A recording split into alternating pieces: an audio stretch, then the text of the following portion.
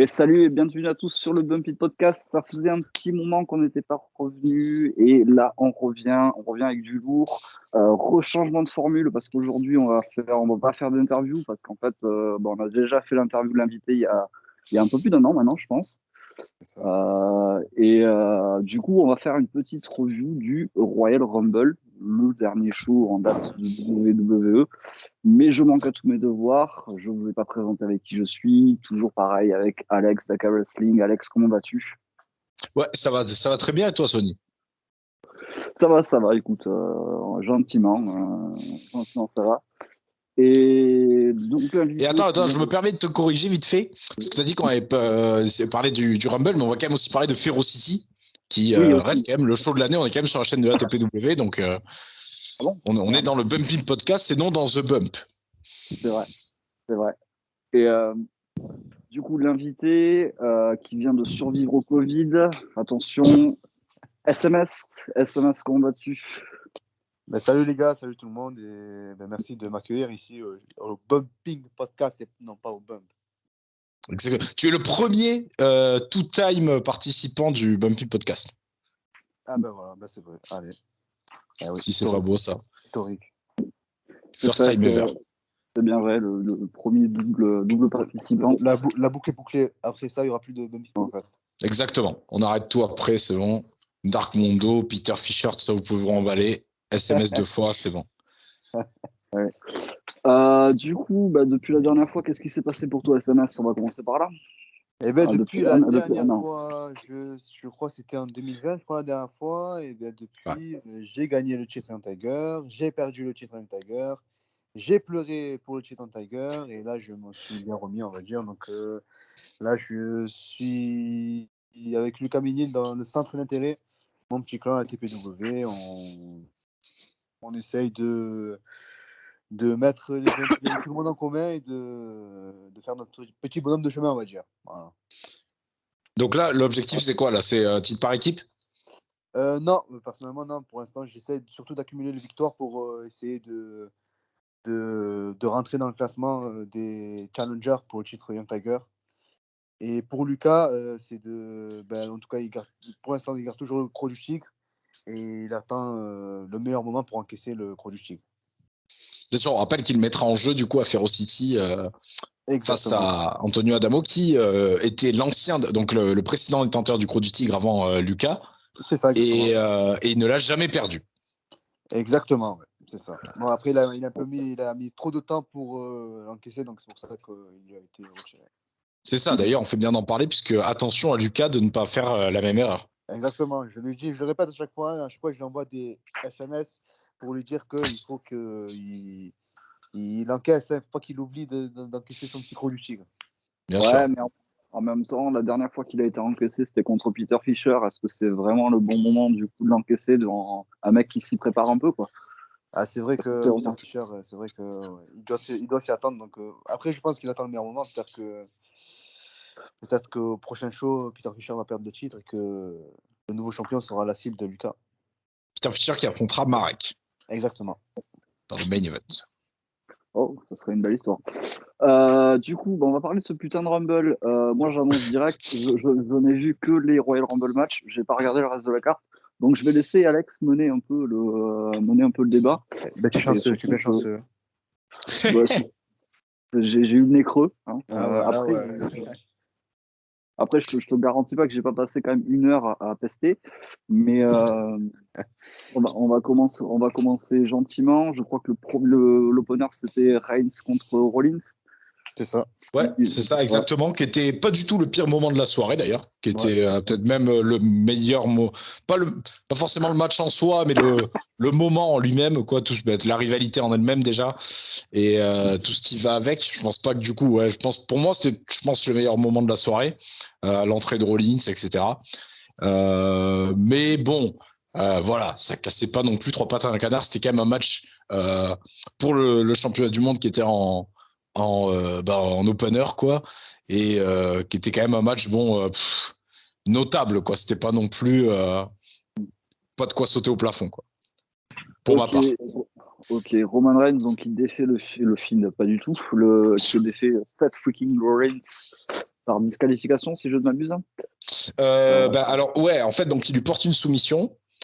Pendant la soumission, l'arbitre, tranquillement, hein, l'arbitre met la main de Rollins sur la corde, mais zéro van, hein, c'est vraiment ça ce qui se passe. Il met la main de Rollins sur la corde, du coup il compte, puisque rope break, et Reigns ne stoppe pas la prise. Ouais, ben, un beau finish de merde. Mais en soi, s'il n'y a pas le coup que l'arbitre lui mette la main sur la corde, voilà, tu vois vraiment, parce que après le moment quoi où il continue de le démonter après que la cloche est sonnée, etc. C'est quand même bien beau. Comme quand il lui met le coup de chaise, comme avait fait Rollins quand il avait trahi.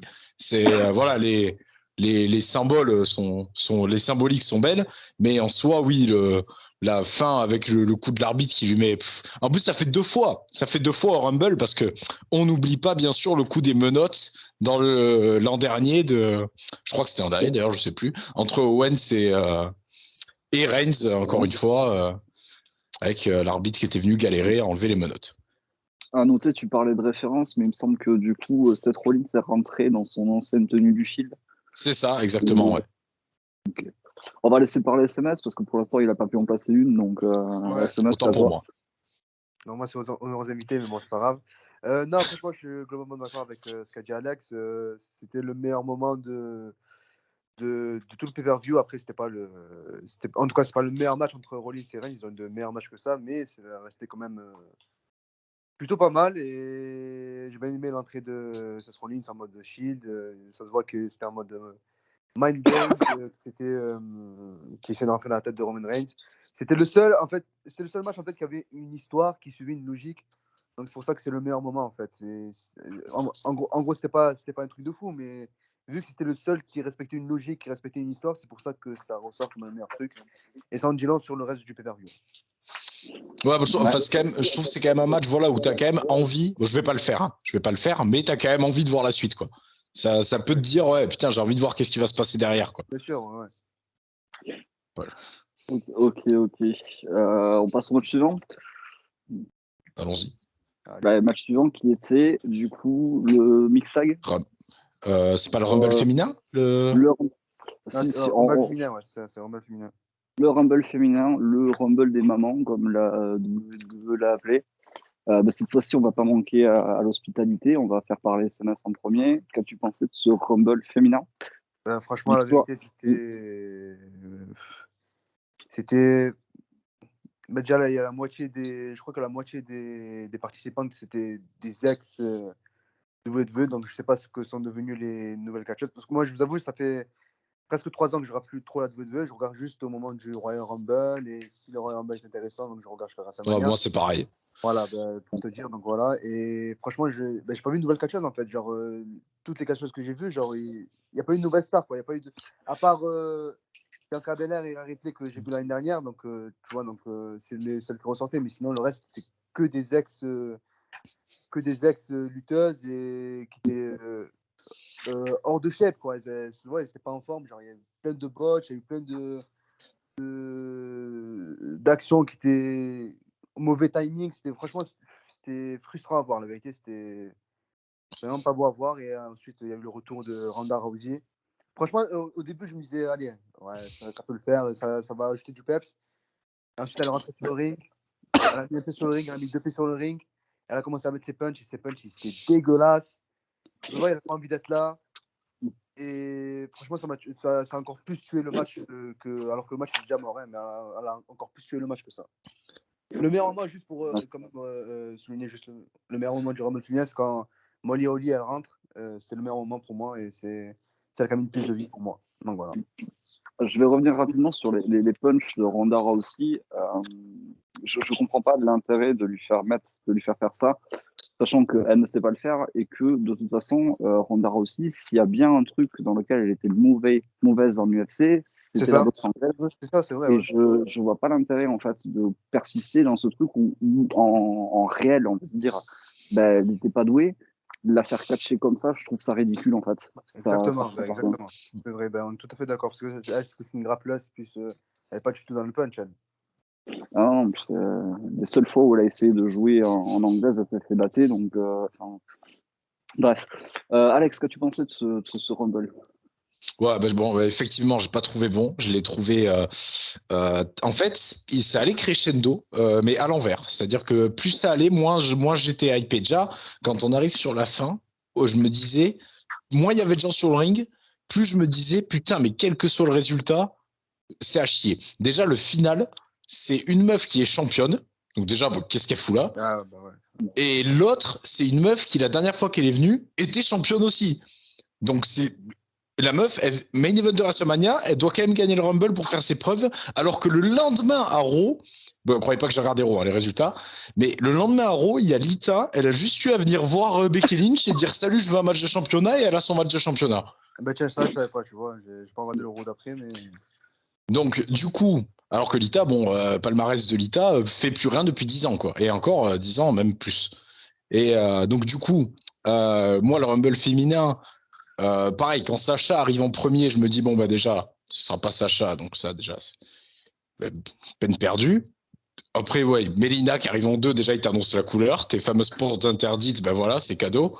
Il y a Cameron qui a débarqué dans le Rumble, sans déconner. Sans déconner, mais j'avais vu des rumeurs Aksana. J'étais là, ah ouais, mais ils sont prêts à tout. Ils sont prêts à tout, les types. Et comme a dit SMS, ouais, on a eu plein de gens qui n'ont pas de contrat. Zéro meuf d'NXT. Aucune meuf d'NXT. Même pas la championne. Même Mandy Rose, elle n'était pas là. C'était hallucinant. Et tellement il y avait de retours. Enfin, je sais pas si on peut appeler ça des retours, parce qu'il y a des apparitions, on va dire, que t'étais même plus choqué, en fait. Déjà, je savais même plus, moi. Alicia Fox, incapable de te dire si elle est sous contrat ou pas. Moi, je l'ai vu débarquer, j'ai fait bon, bah ok, c'est Alicia Fox, d'accord. Qu'est-ce que je te dis? Qui en a quelque chose à foutre en plus? Qui, en voyant Kelly, s'est dit oh putain, yes. En plus, elle était annoncée, Summer Rae, mais c'était le Rumble des danseuses en fait. C'était pas le Rumble des. C'était, sans déconner, nul à chier. Franchement, elle avait rien calé. Et pour moi, le moment où ils m'ont totalement perdu, le moment où j'ai dit là, c'est bon, là j'ai plus d'espoir, c'est quand j'ai vu les Bella éliminer Liv Morgan. Là j'ai dit allez, c'est bon. Ouais. Là c'est poubelle. Il y avait plus à ce moment-là pour moi il y avait plus rien à gratter. Là on avait touché le fond. C'était vraiment laissez-moi rentrer chez moi et on arrête tout quoi. Donc bilan mauvais Rumble et pire Rumble féminin. Je pense que je peux m'avancer là-dessus. Pire Rumble féminin. Je serais assez d'accord. Ouais. Mais de toute façon, les deux Rumble, on y reviendra avec le deuxième, mais pour moi, les deux Rumble sont clairement dans les pires Rumble que j'ai vus de ma vie. Je serais assez d'accord avec toi. Pareil, aussi, ouais. Pareil. Bon, pour moi, concrètement, j'ai trouvé ça long, mais vraiment. C'est-à-dire que j'ai regardé mon portable quelques fois parce que je me faisais chier. Le seul truc qui m'a fait un peu lever les yeux, c'est l'arrivée de Mickie James avec le titre d'Impact. Mais au final, ouais, mais alors ça, tu vois, ça encore une fois, Mickie James, stylé, elle arrive avec son titre Impact. Ils font un face-à-face avec Lita. Tu peux te dire, ça peut être un moment de fou. Elles l'ont botché. Les deux meufs se regardent droit dans les yeux, elles savent pas quoi faire. Et elle se fait éliminer par Lita vulgairement, genre on s'en branle presque hors caméra. Vas-y, c'est bon.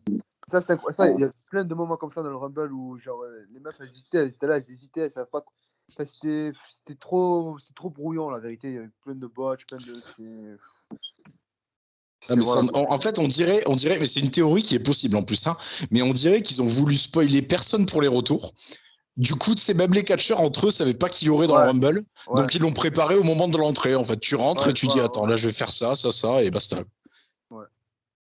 Il y a presque pas de move dans le match quand tu regardes. Ah oui, c'est vrai.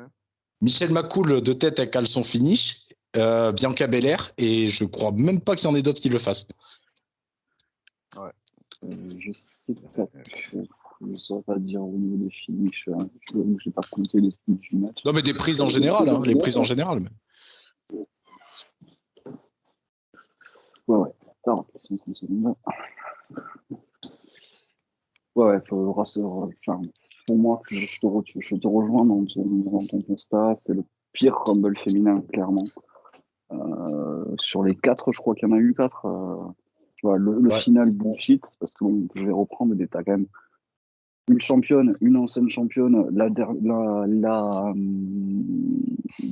dernière, ouais. Et Shayna Baszler qu'on n'avait pas vu depuis. Voilà, et Shayna Baszler dont la WWE ne fera jamais rien, on va pas se mentir. Voilà, c'était affligeant. Bon, next. Du coup, qu'est-ce qu'il y avait après le mixed tag match? J'ai réussi à recaler ou... Je sais plus, tiens, tu me mets le doute, Ouais, je crois que c'est ça. Ouais. Bon, au pire, on va parler du mixed tag match, on s'en fout. Ouais. De toute façon, Voilà, le show c'est ça. était, on s'en fout de l'ordre de la carte. Donc, je ne l'ai pas vu, à vous. Alex, tu peux commencer. Eh ben écoute, comme toi, j'ai zappé qu'un seul match et demi, mais celui-là, je l'ai zappé. Je suis allé direct au résultat. Franchement, là, si quelqu'un arrive à me citer un bon match mixte à la WWE, félicitations à lui. Donc maintenant, j'ai dit, je regarde même pas. J'ai passé et basta. Et en plus, c'était pas ça le match d'ailleurs. Tiens, je viens de vérifier, là, c'était pas ça le match suivant. Ouais, bon, on n'y revient pas. SMS, qu'est-ce que ça pensait du match mix, du match mix, ça C'était trop long. C'était trop long, franchement. L'idée était. Après, je sais pas comment elle était amenée à la fête parce que j'ai pas. Enfin, j'ai juste regardé la promo juste avant, mais l'idée devait être bonne de base, mais après, c'était trop long. La vérité, c'était trop long et il y avait plein de spots qui étaient prévisibles. Et la victoire aussi était prévisible. Genre, ça se voyait vraiment à des kilomètres que ça allait être Edge et Beth Phoenix qui allait gagner. Après, mention honorable à Maryse parce que quand même, elle a sorti des moves qui. Je l'avais jamais vu faire ça, donc elle s'est démenée un peu, donc ça faisait. C'était la seule mention honorable, on va dire, du match. Okay. Mais est-ce qu'on peut parler de flop sur le retour d'Edge? Parce que franchement. Moi, je vous avoue, je ne vais pas trop me prononcer parce que je n'ai pas trop vu ce qu'il a fait depuis son retour. Rien. Donc, je vous laisse. Rien, ok. Bah justement, en fait, tu vois, il a donné envie à personne de regarder, tu vois. Regarde, il y a plein de gens, ils se sont mis à regarder AEW grâce au perf de Brian, tu vois. Que là, moi, il y a une fois où j'ai eu envie de regarder, c'était un très bon match, d'ailleurs, je le conseille. Le match contre Rollins en Hell in a Cell, à Crown Jewel, je crois. C'était sympa. Et tout le reste, franchement, rien de notable, que des matchs contre des mecs qu'il a déjà affrontés, Miz, Orton, etc.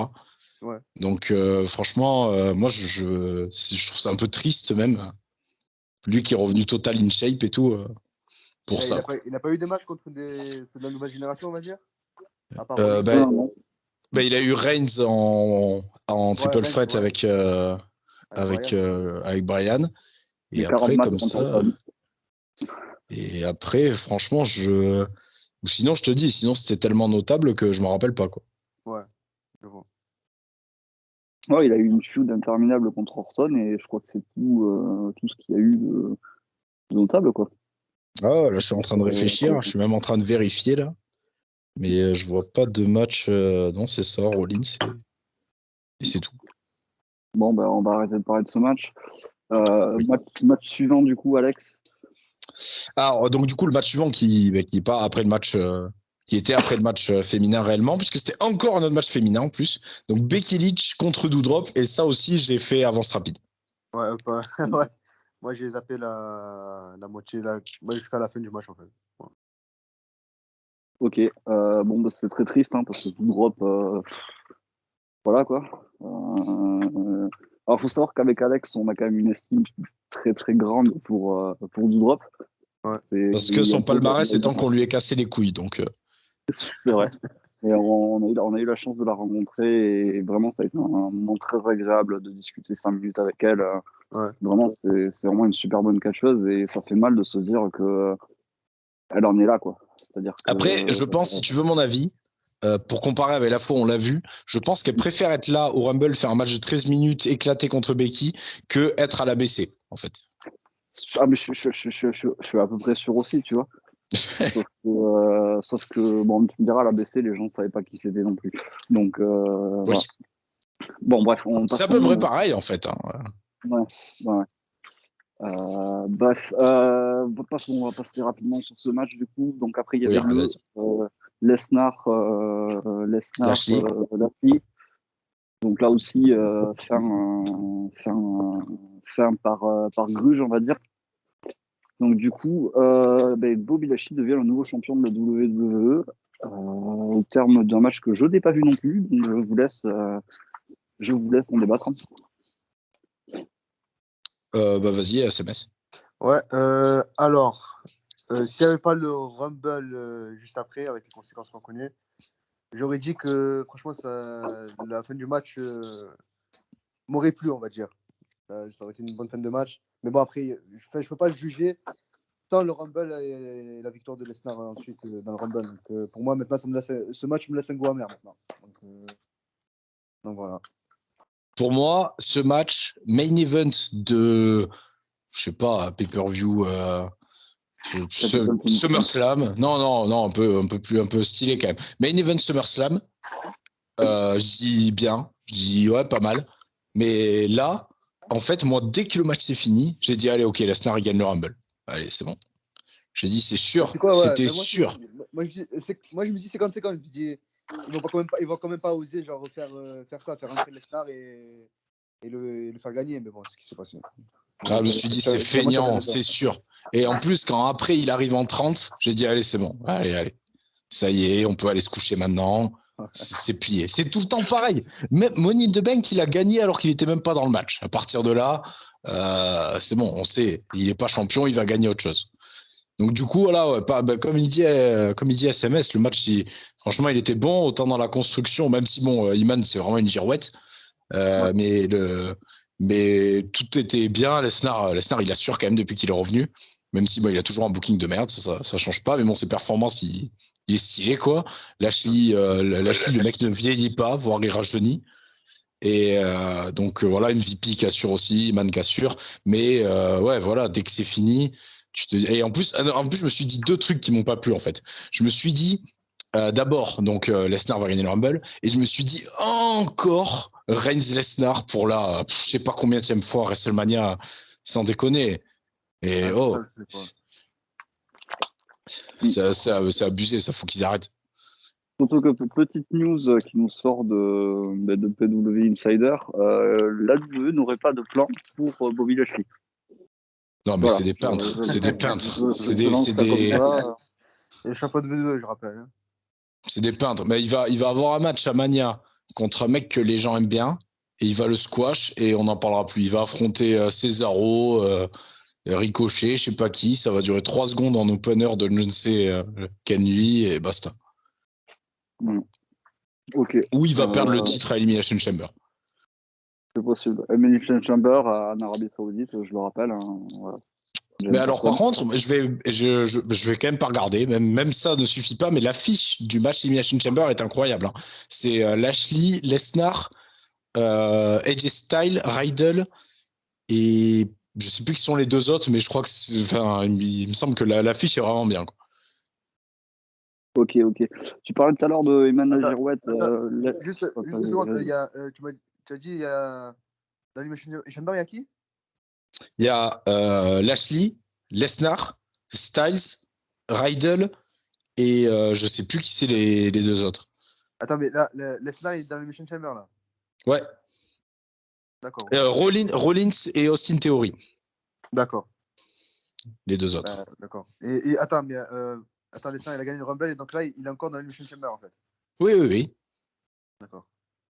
Oui. Bon, je sais pas ce qu'il compte faire là, mais. Il va gagner. Ils vont faire un titre contre titre. Winner gagne tout. Voilà, c'est bon, je suis pas bilingue. Ouais. Quelle tristesse. Et en plus, notez, regardez-le, l'Elimination Chamber. Lesnar, il va rentrer en dernier, et à partir du moment où il va rentrer, il va éliminer tout le monde un par un.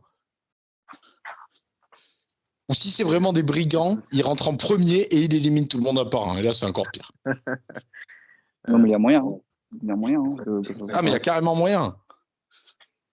Ça va être Ce sera l'Elimination Chamber le plus court de l'histoire. Le plus chiant, surtout, je pense. Oui, aussi. Ok, passons. Juste, oui, j'allais dire, tu parlais tout à l'heure de Eman la Girouette. Tu penses que c'est la Girouette ou tu penses que c'était un plan machiavélique depuis le début? J'espère que c'est un plan. Mais non, parce qu'à un moment, il y a un moment où il se fait tabasser, je crois, quand même.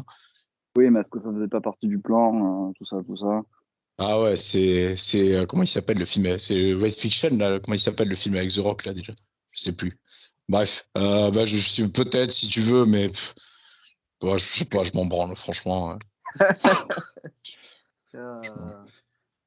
Ok. Bon, ben on va passer au main event.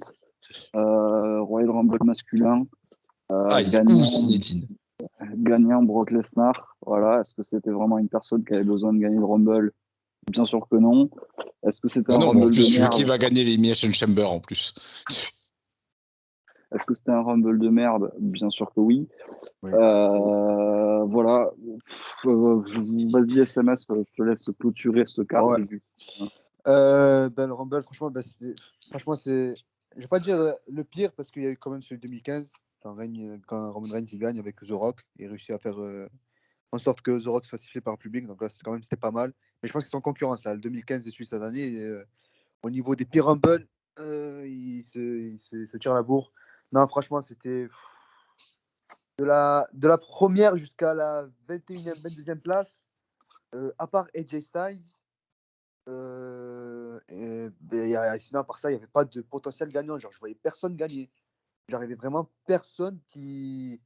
Je me suis dit, à lui, il est rentré, allez, lui, il va gagner. Non, franchement, je vous jure, il y a personne, franchement, et c'était inintéressant. Il n'y avait pas de. Il y a pas d'action. C'était moins brouillant que le Rumble féminin, mais franchement, il y avait des temps morts. Vous savez, d'habitude, pendant le Rumble, dès qu'il y en a un qui rentre, il met une close down, deux close down, il se fait briller. Mais là, genre, il n'y a personne qui a brillé. Dès qu'il rentrait, il se prenait un coup, il restait dans son coin. Et franchement, c'était long, c'était chiant. Jusqu'à la 20e place. Après la 20e place, il commence à avoir des gros noms qui rentraient comme Orton, comme Mysterio. Et ensuite, le meilleur spot, le meilleur truc du Rumble, c'était Bad Bunny. Voilà, c'était le MVP du Rumble.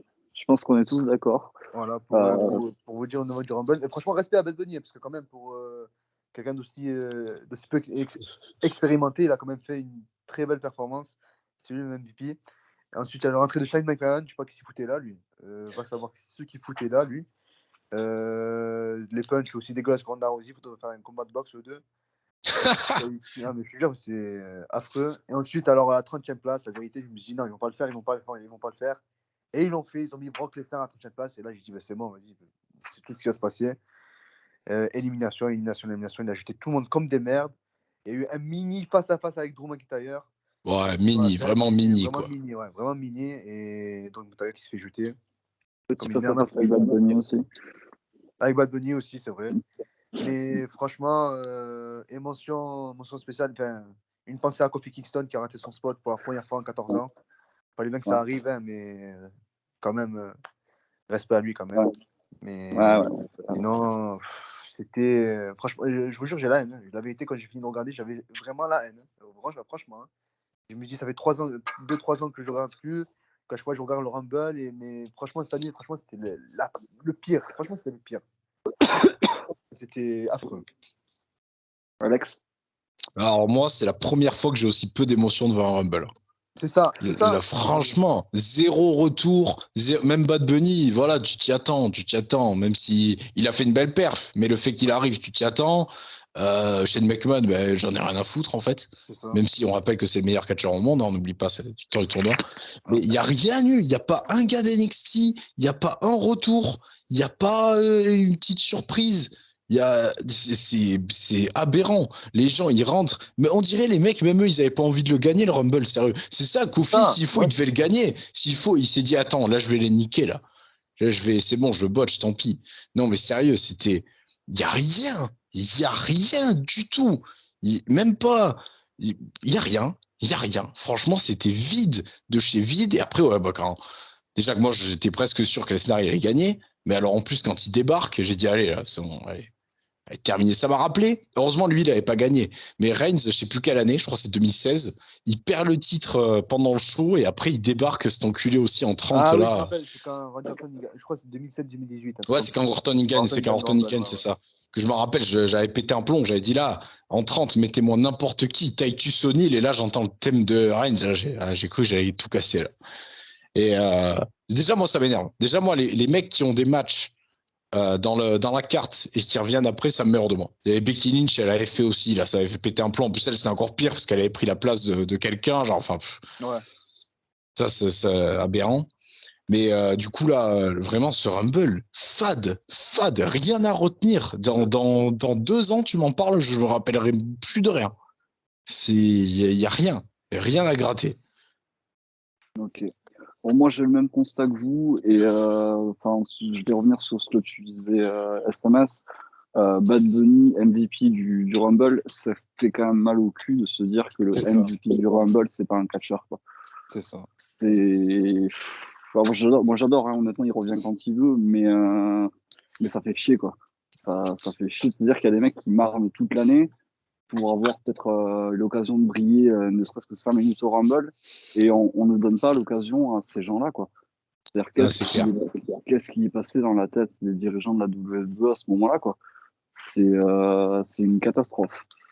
Bon, ben, on va finir Non, mais en sur plus, ça. attends, je tiens à rajouter Ouais, une pensée importante pour tous les gens qui suivent WWE, qui étaient ultra hypés par ce Rumble, avec le teasing des portes interdites et tout, qui se disaient on va avoir Moxley, on va avoir Jericho, Cody. Ben les gars, voilà, vous avez eu Johnny Knoxville et Bad Bunny.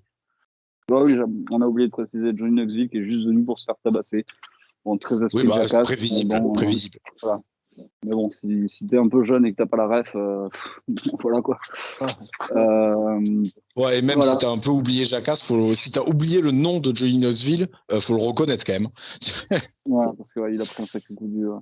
Il a Non, pris un mais sacré en tout coup. cas, bon voilà, salutations aussi à l'UFC qui du coup a dominé sur Rumble, vu que Ouais, ouais, deux bah, vainqueurs venus de l'UFC. Donc les portes interdites de l'UFC.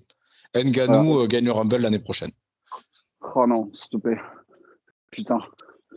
Tout, Toi, tu me diras que. retire-le. En tout cas, retire-le. Si ça arrive qu'on a Ngannou Lashley l'année prochaine à Mania, sois pas Ah non, mais, choqué. ah non, mais je veux pas avoir les réactions des gens sur déjà que les réactions des gens de UFC 260, elles sont dégueulasses. Si en plus Ngannou. Après, tu me diras, il gagnera toujours plus d'argent que ce qu'il est payé à l'UFC, donc il y a moyen qu'il y aille. C'est Ben voilà. voilà. Voilà, Il ira mais en Arabie Saoudite. putain, pronostic pour l'an prochain, Ganou. Très bien.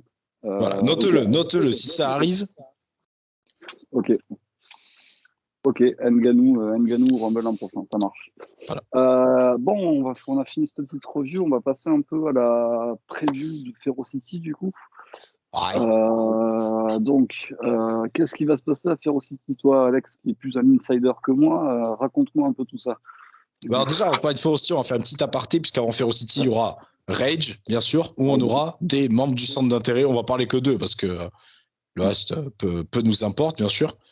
Et on aura notamment Titan, qui va affronter l'ancien membre du centre d'intérêt, qui est nul autre que Garcia.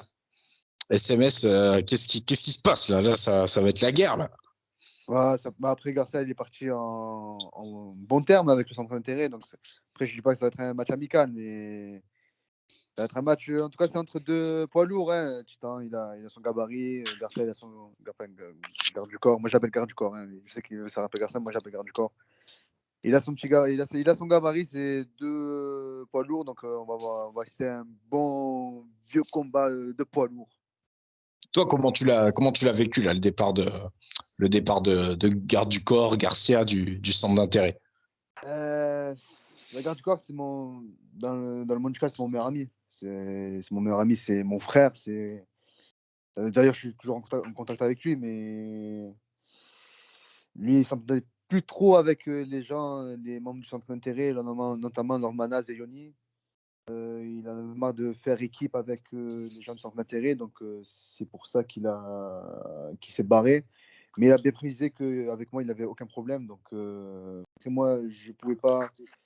Le centre d'intérêt compte sur moi. Il y a tous les jeunes talents qui comptent sur moi, comme Tony Brack, comme Yoni, des revenants comme John Gage, qui s'est fait appeler maintenant Titan. Lucas Mini compte sur moi, donc je ne pouvais pas abandonner le centre d'intérêt comme ça. Donc c'est pour ça que j'ai laissé Garde du Corps prendre son envol tout seul. Et voilà, pour l'instant, moi je suis en montant avec Garde du Corps, je suis en montant avec le centre d'intérêt. Donc je verrai ce match quand même d'un œil attentif, mais voilà, il n'y a pas d'animosité en tout cas. Ok, tu prendras pas parti sur ce match du coup. Je ne prendrai pas parti, non. Okay. Et on aura un autre membre du centre d'intérêt, du coup tu l'as cité tout à l'heure, Yoni, qui va affronter Osvaldo. Exactement. Bah, Osvaldo. Yoni, c'est mon protégé qui est là pour me protéger. Et il va affronter Osvaldo. Osvaldo qui est l'arbitre, hein, je rappelle, l'arbitre de la TPW, mais qui a quand même des capacités athlétiques quand même très au-dessus de la moyenne. J'ai vu quelques frog splash qui sont pas mal. Donc, il a une détente assez impressionnante, je dois dire. Donc, ça va être un beau test pour Yoni. Ne pas le sous-estimer, quoi. Ne pas le sous-estimer, exactement. Et du coup, Ferocity. Donc oui, on va y venir. Ouais. Donc on va commencer par ton match SMS puisque tu affrontes William Wolf. Exactement, oui. Comment tu appréhendes ce match? C'est une opposition de gabarit. Ah ouais, là, on peut pas dire que c'est un match de poids lourd, là, parce que William Wolf, c'est un beau morceau à lui tout seul. En fait, ce match, il est arrivé parce que Lucas Ménil et Antonio Adamo, nos partenaires respectifs, donc, vont s'affronter pour le Croc du Tigre, mais on ne pouvait pas laisser William Wolf et moi sur la touche pour le plus gros show de la TPW. Donc, les dirigeants ont décidé de nous mettre face à face dans ce match. Mais personnellement, je n'ai pas de.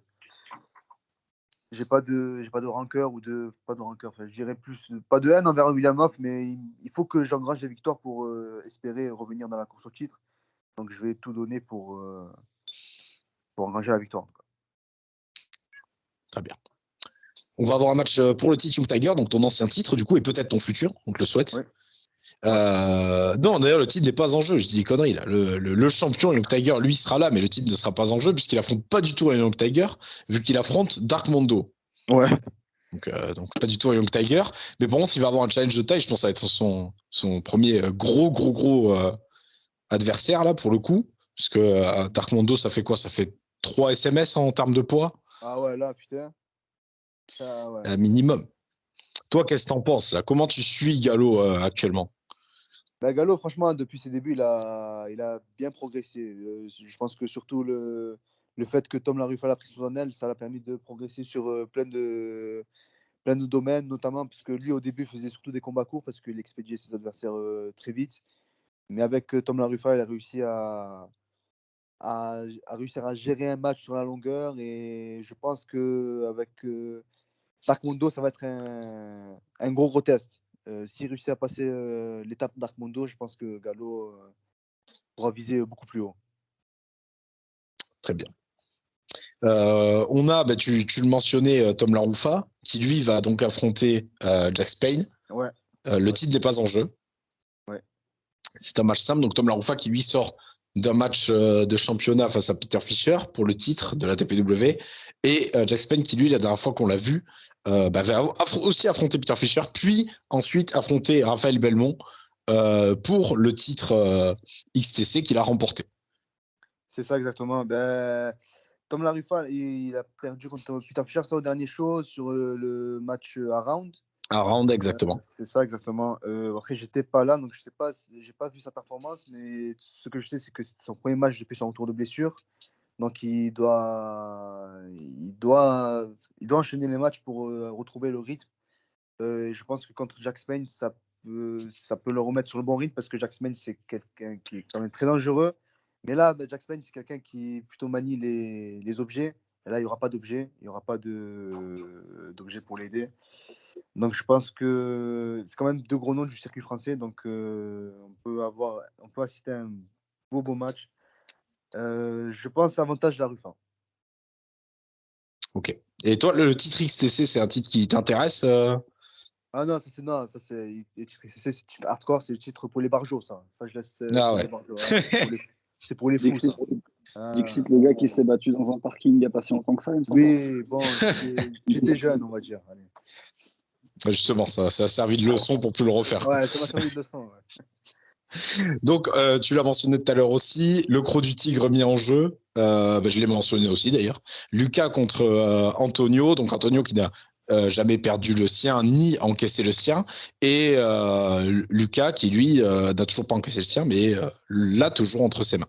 Autour de son cou, plutôt. Exactement. Franchement, là, les gars, va pas falloir cligner des yeux parce que ça va aller vite.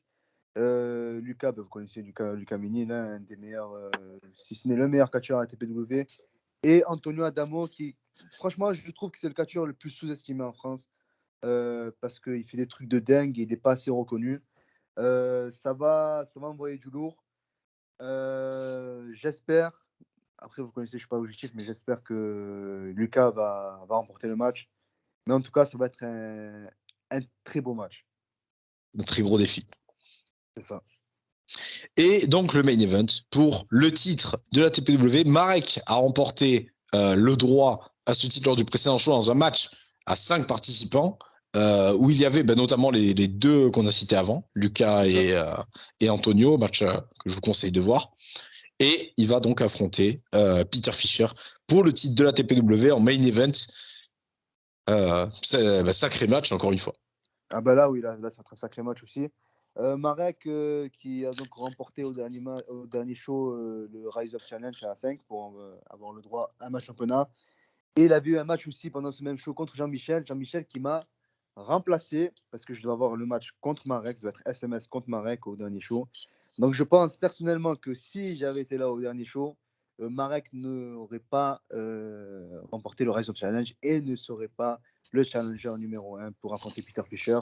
Donc Marek peut me remercier. Et tu devais d'ailleurs aussi faire partie du Rise of Challenge et tu as été remplacé par Aiden Black. Exactement. Alors je ne dis pas que normalement ça aurait été moi contre Peter Fischer, mais je pense que ça aurait été moi contre Peter Fischer. Ah, très bien. Toi ou Lucas peut-être. Oui, ou Lucas, bien sûr. Oui. Lucas. C'est bien. Donc toi, quelles sont tes attentes là pour faire aussi victoire totale du centre d'intérêt Ah oui, non, là, faut enchaîner les victoires parce que ça fait longtemps qu'on n'a pas. On a les shows, Lucas n'a pas gagné. Yoni a perdu contre Garcia, contre Garde du Corps. Après, Titan, par contre, a gagné son match contre Osvaldo. Mais Lucas a gagné à Rage. Si je dis Lucas pas de a gagné conneries. à Rage, c'est vrai. Lucas a gagné à Rage, mais après, il faut dire la vérité, c'était contre un adversaire. Voilà, quoi. Je ne savais même pas qu'il existait, lui. Je savais même pas qu'il existait. Je crois que même sa mère. Jusqu'à aujourd'hui, je ne sais pas. Voilà, pour te dire. Voilà. Mais bon, il faut enchaîner les victoires. Il faut montrer que le centre d'intérêt est le clan dominant à la TPW. Donc, il faut enchaîner les victoires et il faut faire un 100% samedi à Rage et à Ferocity. Très bien, très bien. Ça sera le mot de la fin, du coup. Pardon. Ça peut l'être. On vous le souhaite aussi. Ça sera le mot de la fin, du coup. Moi, je me positionnerai pas centre d'intérêt, pas centre d'intérêt, tout ça, vous savez. T'as raison. Tu n'es ni à droite ni à gauche, tu es au centre, toi, tu as raison. Ouais, Moi aussi, au centre d'intérêt. Ah, vous êtes malin. Ah, qu'est-ce qu'il est malin, lui. Je faisais mon camp. Bon, on a terminé ici. Je vous souhaite une bonne soirée. Merci SMS d'être venu avec nous. Merci à vous de notre invité. Et on se revoit dans 2 ans, du coup. Ouais, on fera un bilan dans 2 ans. Allez, on fait des gros bisous et on vous dit à plus. Ciao. À bientôt. Ciao tout le monde.